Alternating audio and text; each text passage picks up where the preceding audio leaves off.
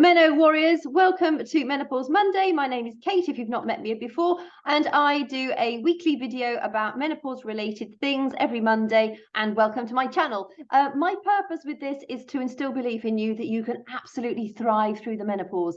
Yes, there might be the odd hiccup along the way, but I think there's a lot of information about menopause out there, and I think that is a brilliant thing. There is also a tendency that I've noticed that it's shrouded in this sense of doom and gloom, and it's very easy to get stuck in that expectation of doom and gloom if we're not careful. There are so many people that I work with, and I've learnt myself by trying various things. I've used myself as a guinea pig, and I can honestly say, going through my menopausal years, yes, has been challenging at times, but I've course corrected, and I'm sharing things that have worked for me and the ladies that I work with so that you can also benefit from them. It's very important that you understand that there is not a one size fits all approach. We are all individual. We all have different genetics. We all have different gut health, which is important. We all have a different ability to manage stressful situations, again, which makes a big difference to how we manage the menopause. Some of us have stronger support networks, some of us don't have such strong support networks. So all of these things feed into your experience of the menopause. However, wherever you're at, whether you decide to go the HRT route, whether you decide to do the natural menopause route like I have done, just know that a few lifestyle changes, including mindset, will make your journey through the menopause all the more bearable. And I hope, even, I hardly dare say, but that you would thrive through the menopause and really enjoy this period of your life. When we can look at it with a different set of glasses, not necessarily rose tinted, because the whole concept of that is that you're making something better than it actually is. But when we can come to the menopause with a more positive outlook about it, and our expectations are more positive, and we have a sense of control over the menopause, that makes a big difference to how we experience the menopause. When we have a certain sense of lack of control, that is when things can pain is, I mean, it's scientifically proven that when we feel out of control, pain hurts more.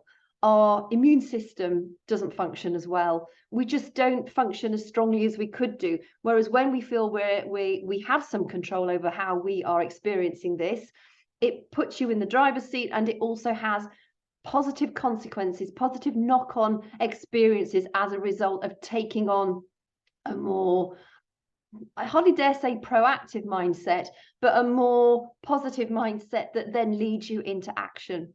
So today's topic is all about Christmas alone during menopause. Christmas alone is something that I have done for years and years and years. When my kids were little, I fought battle, tooth and nail, that's what I wanted to say, for them to be at home for Christmas while they were little. I got divorced. They were 3 and 5 or 4 and 6 when my divorce was finalised. And I represented myself in court, and they were the kids were very adamant they wanted to be at home with me on Christmas Day. And so that's what happened until they were about 11 and 13. Thereafter, they were sort of felt more able, they were more willing to try out Christmas with their dad. And so we then, pretty much since then, I had them for Christmas afterwards. So we always had our Christmas Day around sort of 28th, 29th of December, so 27th, 28th, 29th. And the first time it happened to me, I was sort of dreading it. I think as all mums, we just want our children to be happy. And even if you don't have kids, stick with me, because there are going to be some tips that will help you as well. But I think a lot of us have got kids, and a lot of us have grown up children now. But the experience of Christmas was totally different to what I had anticipated it to be. So I remember going out for a walk with the dogs, and I could hear songs playing in other people's houses, and I could smell cooking coming out of other people's houses. And you know what, that filled me with such a sense of joy, because they were all experiencing their Christmas. But I felt quite sneaky, because we still had our Christmas to enjoy. I had my Christmas on that day too. So I made sure I had a big breakfast. I had a very, very tasty meal. I cooked myself a special meal. I bought myself a nice bottle of white wine and a nice bottle of red wine. And I had some, I think I made my own chocolate truffles. And, I had a special day myself. It was relaxing. I watched some Christmas films. I listened to Christmas music. And although I was by myself, I never felt lonely once. And I think that is the difference. A lot of us expect that we're going to feel lonely when we're alone, but that is far from the case when you approach it with a sort of, I suppose, a more positive mindset. And sometimes you kind of have to get into Christmas and think, actually, no, I could watch that film and I might pour a glass of wine, or I'm going to have another chocolate because it's Christmas Day. It's once a year, so why not? Go for it. Enjoy yourself. For those of us that have Christmases when our kids have grown up, they've flown the nest, or you're expecting or hoping that family will come and visit, or friends come and visit, and for some reason they don't. I think it can be easy sometimes to feel a bit hard done by if they haven't chosen to come to you that Christmas, even if you've invited them, even if you sent out the first invite, whatever it might be. When we can remove our emotion from that and our expectation that they're going to say yes and come, and see it from their side of the fence. So they might have other plans. It's probably not that they want to avoid you. It's just that maybe they have other commitments, or they feel they have other commitments elsewhere. Maybe they just want to try something different. When I talk to a lot of family, when I was growing up, and I mean, my mum was amazing, and my dad, they never expected me, well, especially once I had my own family, there was no pressure at all. We always meet over the Christmas period at some point, but rarely on Christmas Day these days. And there was never that pressure. And I was really grateful to them for that, because when you have your own family, or just, sometimes you just want to do your own thing, whether that's for the New Year's bash, whether it's for the Christmas Day thing. And when we can see it from another person's perspective and understand that maybe they have their own plans without it seeming to be a personal affront to us, then that makes that much more acceptable as well. So rather than expecting them and then feeling disappointed because they say no, or they're doing something else, just embrace the fact that you get a day out, because pretty much most people who have a Christian faith are celebrating Christmas on Christmas Day. It's one day a year. So enjoy it, embrace it, whether you're alone or with other people. The other thing to bear in mind is, if you are wanting to catch up with family and you're wanting, if you have kids, your kids to be there, your Christmas Day can be on any day. You can allocate a special day, like we used to allocate 26th, or the 27th, 28th, or 29th, and we would have our Christmas then. And there was something so special about celebrating it later, because everybody else had theirs. And I had the double whammy, because I had my Christmas Day on the 25th. I didn't open any presents or anything. We saved that for when my kids were back, all the family was together. But there's nothing wrong with having several Christmases. There are a lot of split up families these days. So, why not have several Christmases? Have your Christmas on Christmas Day if nobody else is with you. Have the Christmas on the day when your kids are with you. Have another Christmas when you get together with your other members of your family. There is no rule book saying that we can only have one Christmas Day or celebrate Christmas on just one day. Of course, officially it's the 25th of December. But it doesn't really matter, does it? And when we can release those expectations, it makes that whole concept of enjoying Christmas alone much more feasible. Now, putting into the reason I'm including this on Menopause Monday, because I've not really related to menopause at all, is because we can often feel much more vulnerable during our menopausal years. We're lacking in confidence. We may have more anxiety. Our sleep is pants, which means we're less tolerant. And as well as that, our hormones are all over the shop, which can, sometimes you can be feeling happy and joyous, and the next time it's like, oh. And that can be hard to navigate on the best of days, let alone running up to I hate to call it a stressful time of year, because it shouldn't be, but it kind of is, isn't it? I mean, we're all so busy. I like working crazy hours just to try and get things done in the house, so the rooms are ready, and I'm still not painting or filling holes or holding up walls and stuff. I want to have it as as homely as I can for me and for my kids who are going to be here at some point over the Christmas holiday. But when we can sort of spend a little bit of time on our own self-care too, not just on Christmas Day, but give yourself 30 to 45 minutes at least every day. And it sounds pathetic that 30 to 45 minutes, was that 2% of our 24-hour period? That's pretty poor if we can't even manage to give ourselves some self-care for that amount of time every day, don't you think? And that can be just something that relaxes you, fulfills you, makes you feel like you're winning. For me, that is exercise and relatively healthy eating. If you follow me, you know I love my beer and wine as well, and whiskey. That I wouldn't necessarily call beer, wine, and whiskey self-care, but they fall into that relaxation bracket.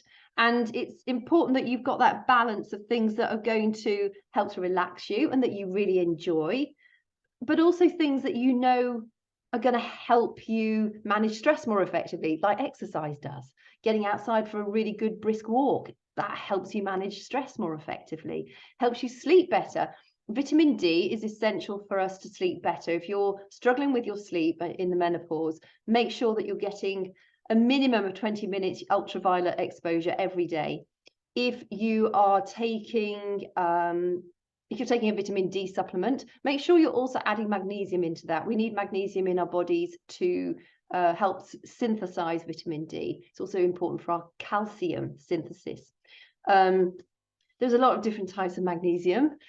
I take magnesium glycinate. I did actually get it to help me sleep, and it didn't help me sleep at all. But I've got a big pack, so I'm taking it because right at the minute, I'm also taking, it's the first year I've ever done it, but I am taking a vitamin D supplement as well, even though I get outdoors a lot. And even though I'm not really struggling with my mental health, I don't want to struggle with my mental health. So I'm sort of laying the foundations to make sure that I don't. Because once you're in that dip, it's harder to get out of. I work very much again about prevention rather than trying to cure symptoms once they've happened. So adaptogen herbs are something else I take daily. I've already had mine today, and it's something that helps you manage stress more effectively. They help to reduce sugar cravings. They help to reduce belly fat because you're managing your stress more effectively. They help you to sleep better. They improve the condition of your skin, your hair, and your nails. They've lowered my genetically high cholesterol to the healthy range for the first time in my life. There are various things. They're great for, they're anti-inflammatory, great for multiple sclerosis, fibromyalgia, colitis, IBS in general, all sorts of mental health disorders. Adaptogen herbs, I literally swear by. If I had to give you one thing, or say to you, if you said to me, what is one thing that I should take to help me with my menopausal symptoms, I would say adaptogen herbs. I take a mix of 8 every day. And very close behind that, I would say pre and pro, or gut health. Just focus on your gut health. Try and include more fermented foods, have pre and probiotics. I think you've all heard about probiotics. Those are the healthy bacteria that you get in live yogurts and things like that. Make sure that the probiotics that you're buying from the supermarket aren't super high in sugar, because a lot of them say they're healthy and they're full of a certain strain, but they're also full of sugar. And there's not an awful lot of point in, then they cost a lot. There's not a lot of point in drinking those things. Not the ones that are high in sugar. And focus on a range of healthy bacteria. So, you might say, oh yeah, I have yogurt every day that's got healthy live bacteria. Well, that's brilliant. Maybe incorporate some kefir as well. So you're getting hopefully another strain of healthy bacteria. And fermented foods, those are great for our gut health. So focus, rather than just having one particular source of healthy bacteria, make sure you're getting a wide range. Raw cheeses or high quality cheese are very good for our gut bacteria as well. Not like the bright orange squares you buy in the supermarket. They're not. I mean, you could, I know somebody, or I know of somebody, he's quite famous. In fact, I think it's Tim Spector who wrote The Diet Myth, a book that I highly suggest everybody reads. He framed a piece of that like square cheese years back. I mean, years and years ago, and it still looks as fresh as it was the day he framed it. You cannot say that is a good food source. So be mindful of the sorts of foods that you're eating, because whatever you eat does have such an important effect on your mental health. And when your mental health is stronger, you feel more capable to cope with the stresses of Christmas, the disappointments, the tiredness, the craziness, and just putting it all into perspective. So, you know, you're not running around like a mad chicken trying to buy presents for people just because you feel you've got to buy something. It might even give you that sort of presence of mind to say, well, if there's nothing they specifically need, I'm just going to give them a hug. That's what I've done with my son and I. We're not buying each other anything this Christmas because we don't need anything. We just want to spend some time together. And I think it's a great rule to have, to be quite honest. So I hope that helps from somebody who's done many, many, many Christmases alone and who was so surprised that I enjoyed it as much as I did, and to really embracing that second Christmas now. I'm getting to do the second Christmas again this year, and it'll be a really fun day. My son isn't coming until after Christmas, and my daughter will be here, but my son won't. In fact, I think my daughter's actually working over Christmas, so she might not be here on Christmas Day either. But it doesn't matter because it will still be an amazing day. And when you also remember that everybody else, or the majority of other people, are out enjoying themselves, having their Christmas, I take a lot of pleasure from that. It makes me feel really happy that, you know, the houses in the village, they're all having their little Christmases together. And while I may not be, they are. And there's something really heartening about that. So I hope this helps. I really hope it helps. If you are alone at Christmas, I wish you the best of times. Make sure you probably download some films, because normally the ones on the television are absolute rubbish. Make sure you sort of got your Christmas top 10 movie list ready so that you can embrace the fun of Christmas. And I'd be really interested, actually, what are your favorite Christmas films? One of my favorite is Mr. Megorium's Magic Emporium. I love it. And I like The Grinch as well. I think The Grinch is really, really good. But I've got others, but I can't remember them. The Holiday is always a nice one, isn't it? I can't remember the others. But Mr. Megorium's Magic Emporium, it's magical. It's not like an animated thing. It just appeals to me. It's quirky. It's really, really sweet. If you've not watched it, download it and watch it. But yeah, please share what your top Christmas films are, because Christmas is going to be here in less than a week. So with that, I wish you a very, very Merry Christmas and big hugs, and hope that you have a happy time, whether it's alone or with others.